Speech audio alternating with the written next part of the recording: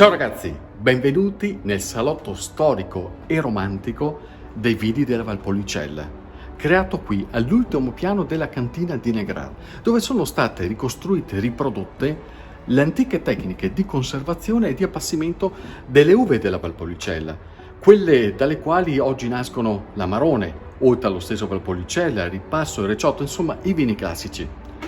E in questo spazio bellissimo sono stati ricostruiti tutti i testimoni di quella cultura materiale che per secoli si è radicata in questa terra.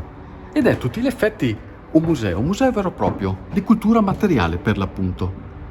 Però, sebbene si tratti di un museo che ripercorre secoli, se non addirittura millenni di storie, vi garantisco che il messaggio che da qui può nascere è ancora estremamente attuale. Qui siamo nel Museo Storico dell'Appassimento.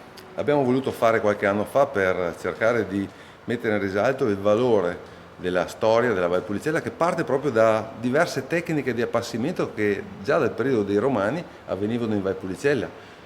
Quindi dall'uva appassita sui fili incrociati, dove venivano appese l'uva, che differenziava dall'appassimento vicentino in piccaio, quindi la caratteristica proprio del nostro territorio, l'uva disposta sul pavimento, pavimenti che erano in legno senza tanto isolamento, quindi sotto c'era la cucina e sul solaio si appassiva le uve, per poi passare ai graticci in canna palustre, che avevano anche un doppio uso questi graticci.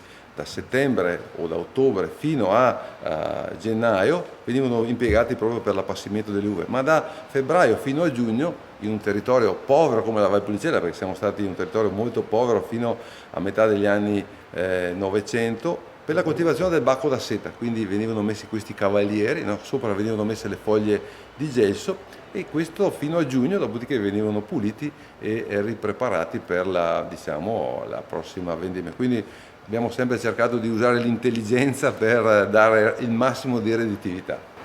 Perché sono cambiate le tecniche di appassimento? È stato solo il frutto di un'evoluzione dei tempi? Beh, sicuramente fai conto che il successo dell'Amarone si è sviluppato in 30 anni. Nel 1970 il fenomeno Amarone era ancora sconosciuto, mettevamo in appassimento tutta la Valpolicella, un 30.000 quintali, oggi la Valpolicella mette in appassimento oltre 300.000, quindi un successo esploso in una maniera incredibile, ma tutto questo ci ha messo anche il cambio climatico. Fai conto che ad esempio 50 anni fa le uve maturavano ai primi di ottobre, non si raccoglieva mai l'uva prima del primo di ottobre. Oggi, dopo circa 50 anni, abbiamo avuto un anticipo di un mese, raccogliamo fine agosto, primi di settembre, e tutto questo ha cambiato, e tutto il ciclo vegetativo della vite si è accorciato di un mese. Tutto questo ha fatto cambiare anche la viticoltura, perché partivamo da una viticoltura promiscua, maritata con il gelso, quindi con questi filoni, con questi filagni, a oggi è una viticoltura specifica dove c'è la corvina, il corvinone, la rondinella, e oggi abbiamo veramente un vigneto di grande qualità.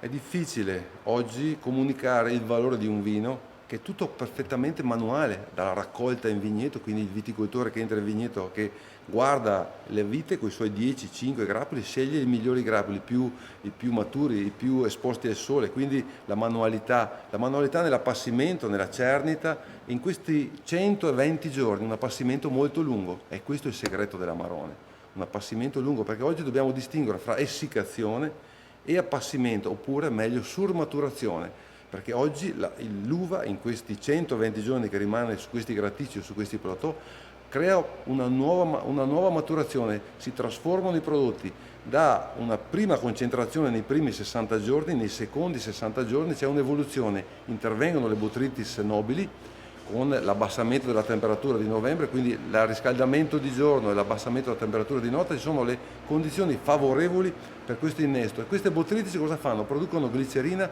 e sostanze aromatiche che danno un carattere eccezionale, unico e irripetibile all'Amarone. Quindi con questo nostro museo vogliamo portare questa esperienza direttamente a tutti i consumatori del mondo, perché oggi il successo dell'Amarone è mondiale. Ma c'è stato un altro elemento caratterizzante nell'evoluzione della viticoltura in Valpolicella, prima ancora delle tecniche di appassimento, ed è stata la drastica riduzione delle rese per ettaro, soprattutto a partire dalla fine degli anni '80, circa una quarantina di anni fa. Allora c'era gente che si vantava di dire quest'anno ha prodotto 250-280 quintali per ettaro, che detti oggi sarebbero l'equivalente di una bestemmia agronomica nel mondo del vino.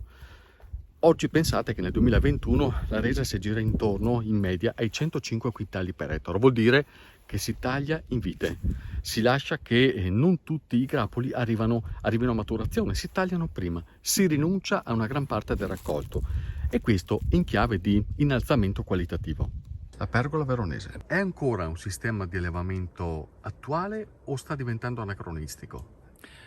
La pergola è ancora un sistema di allevamento attuale, è antico, è storico, ma ancora estremamente moderno, perché è quella forma di allevamento che permette di poter sfruttare al massimo la potenzialità qualitativa dell'uva, delle nostre uve soprattutto. Parliamo soprattutto della corvina, del corvinone, che sono varietà molto sensibili soprattutto nel mese di luglio e di giugno e di luglio, quindi prima dell'invaiatura, ovvero prima che cambino il colore. Sono estremamente sensibili alle scottature solari ed estremamente sensibili nel caso in cui dovessero essere colpiti dalla grandine. La pergola, pur arrivando da lontano, è quanto mai importante e strategica per i cambiamenti climatici.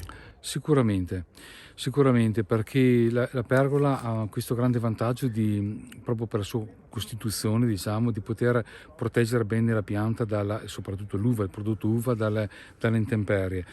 Poi ha anche un grande vantaggio che gli allevamenti a pergola non sono allevamenti molto intensivi, vero? Quindi la pergola ha bisogno di un certo spazio, e in questo spazio la vite ha bisogno ha la possibilità di poter sviluppare una buona parete fogliare, ma non solo, anche un buon apparato radicale.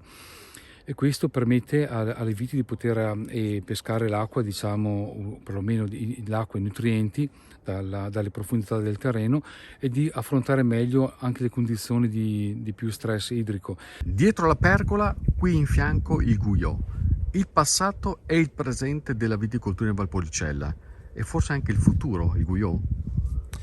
Ma questo è un po' da vedere e da scoprire, ecco. Diciamo che il Guyot è stato adottato diciamo negli ultimi 20-30 anni, per due motivazioni principali. Allora, la prima, che sostanzialmente è un metodo di coltivazione meccanizzabile, è una cosa non da trascurare, soprattutto negli ultimi anni, perché c'è mancanza di manodopera, perché le macchine comunque si sono evolute e sono molto efficienti.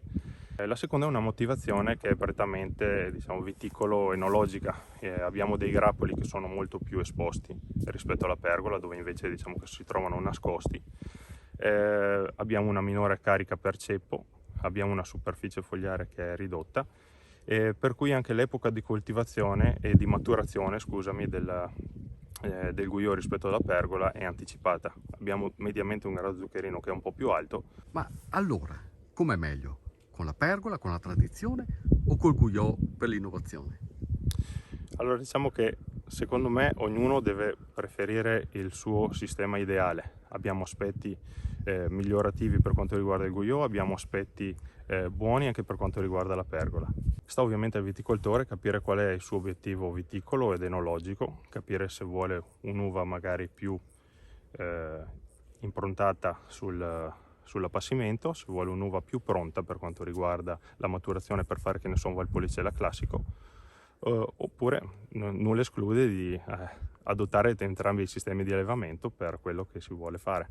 La corvina è sicuramente l'uva regina per i vini della Valpolicella, per alcuni motivi ben precisi, legati soprattutto all'appassimento, perché durante quel periodo nella buccia la corvina sviluppa la glicerina, che è quella sostanza che poi alla fine permetterà al vino quella morbidezza, quella setosità così caratteristica per l'amarone in modo particolare. La corvina che nasce solo qui, e quindi anche l'amarone può essere esclusivamente, e per questo, un vino di questo territorio. Ma in questa terra esistono molti altri vitigni. Allora, corvina, corvinone e rondinella sono quelli più comunemente noti. Tutti sanno che quei vitigni lì entrano a far parte dell'amarone, del Valpolicella, del Ripasso, eccetera. Ma la vedete questa parete qui, alle mie spalle? Ebbene, questa è una vera e propria sorta di catalogo botanico. Queste sono tutte antiche varietà di uva che possono entrare a far parte dei vini del Valpolicella, perché il disciplinare ne prevede un utilizzo fino al 10%. e ognuna di queste varietà antiche apporta una caratteristica particolare. L'ancellotta, per esempio, porta molto colore, poi c'è la dindarella, c'è la corattina, c'è l'oseleta, nomi che evocano veramente un passato molto molto attuale, perché sta ritornando sempre di più, e a testimonianza di questo pensate che la cantina ha ritrovato una quindicina di anni fa un'antichissima varietà che nessuno coltivava più, lo Spigamonti. Questa varietà, pensate, dà un apporto al vino in termini di colori di più del 10% rispetto all'apporto della Corvina. Sicuramente negli ultimi 50 anni i cambiamenti sono stati sostanziali. Siamo passati dagli anni 60-70 con vini molto esili, dovuti a una viticoltura non specialistica, dove diciamo le gradazioni zuccherine erano basse e anche l'alcolicità di conseguenza era bassa, acidità piuttosto alte, i vini non davano questa morbidezza ed eleganza, erano un po' crudi. Siamo passati poi negli anni 90, quando è iniziato il successo dell'Amarone, e quasi tutti, noi compresi, ci siamo fatti innamorare dell'impiego del legno, della barrique, questo legno che molte volte sovrastava le caratteristiche originarie del vitigno e che diciamo nascondevano le potenzialità del territorio, perché quando si parla di Amarone dovrebbe esprimere le potenzialità della Valpolicella. Oggi invece ci siamo orientati su dei vini molto più sottili, molto più esili, molto più bevibili, con una gradazione alcolica leggermente inferiore, perché il vino deve parlare del territorio, il legno deve assistere il vino senza sovrastarlo, e questo è un po' lo stile che un po' tutti i mercati stanno orientandosi, e l'Amarone sta seguendo, e penso che sia anche la strada più originaria e più territoriale. Come deve essere il vero Amarone allora? Ma il vero Amarone deve essere innanzitutto un vino legato all'annata, perché ad esempio siamo di fronte qui a un 2021 fantastico, me lo sto già immaginando, me lo sto già sognando, morbido, rotondo, ma con questa nota di acidità, soprattutto stappato dopo 3-4 anni per dare il tempo che si possa evolvere, degustato assieme con una buona compagnia e che possa esprimere il valore di un territorio e che possa accompagnarci alla cucina del territorio, che è altrettanto valida come i vini. Quindi Daniele, qui dentro ci sono 2000 anni di storia. Sì, 2000 anni di passione, di storia e di cultura del nostro territorio.